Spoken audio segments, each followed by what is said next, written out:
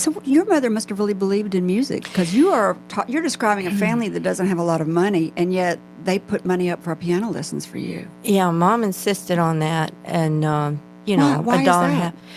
I asked her that because it was a sacrifice, and I knew it. And buying an old piano, that was hard. The first one, the pedals didn't work, and some of the keys stuck. It was hard to learn to play on it. But did all your sisters play? The four of us took piano lessons, but when we moved outside of Atlanta, Mom had a hard time finding somebody else. So I don't know that the younger ones actually played an instrument. I would have felt like that was a lot of responsibility for my parents to make those kind of sacrifices to make me so that I could take lessons. Yeah. And then I would feel so obligated to practice and try to do good. Right. And then you got the music sheets, sheet music and the books and all that. So we handed them down as much as possible in that. But I did, after I was grown and married, I asked her how come. And she said that growing up, she had this dream that one day she would be able to play the piano and that she would be sitting at a huge black grand piano and playing like Liberace with candelabras and everything. And it's just her private little dream. And so she wanted us to have a possibility of learning the piano. So through the years, I played at church and helped out. Are you good? In different little... You still play?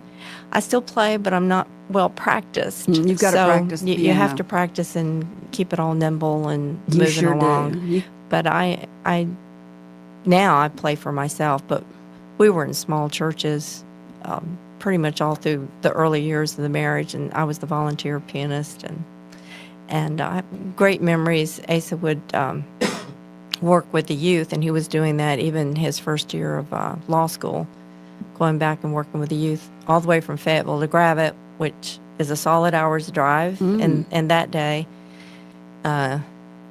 And so he was rather excited. I knew how to play the piano, so I would play the piano while he led in little choruses. And he plays trumpet and cornet.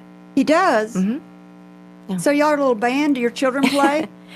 Well, I had all of them learn. 3 of them learned piano, and the boys all learned a horn. 2 of them learned trombone, and the one learned trumpet. So when y'all get together, do y'all play music?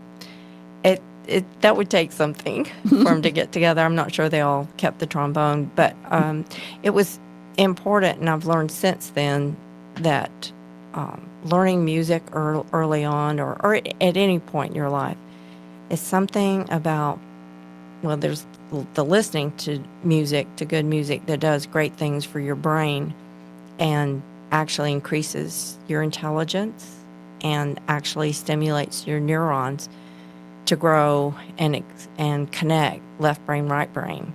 Like 66% of your surgeons are musicians. What? Yeah, they're musicians because especially for men, they're thinking mono. They compartmentalize, and they do that naturally because the left brain and the right brain is not as well connected as it is in the female brain. It's totally connected. So that's the reason we can multitask. So we listen in stereo. So that's how you can be holding a crying baby and frying the potatoes, talking on the phone, and telling the kids don't slam the door. Yeah, we can do all that. Guys, it's like, just don't bother me. I'm trying to do this. How many times have we heard that? So it's all natural. So it does stimulate the brain. And if you're participating in the music and making the music or clapping with the music or walking with the music or banging on something with the music, that you're part of it, it does even more. And it helps people with dementia. Really? Besides, even still at my age, if I listen to music, which I do all the time. Oh, you perform much better. Whatever level you are with the digression of the disease, it helps you to do better than you have been doing. Yeah. And there's other simple little things you can do too, but the music is just, besides being therapeutic and making you feel better or helping you to express yourself. Melancholies, please, you all need to learn an instrument. to express yourself and your different moods. I'm more melancholy than not, and You don't seem like it. Thank you. You're welcome. You really have to express yourself, and you don't always want to put it in words. So I would just play different kinds of music to express my romantic side or just energy side or upsettiness. If you liked this video, subscribe to our YouTube channel by clicking on the picture of Kerry's face in the center of the screen. To watch the full-length interview, click the video in the top right. For more interview highlights, click the video in the bottom right. Thank you for watching.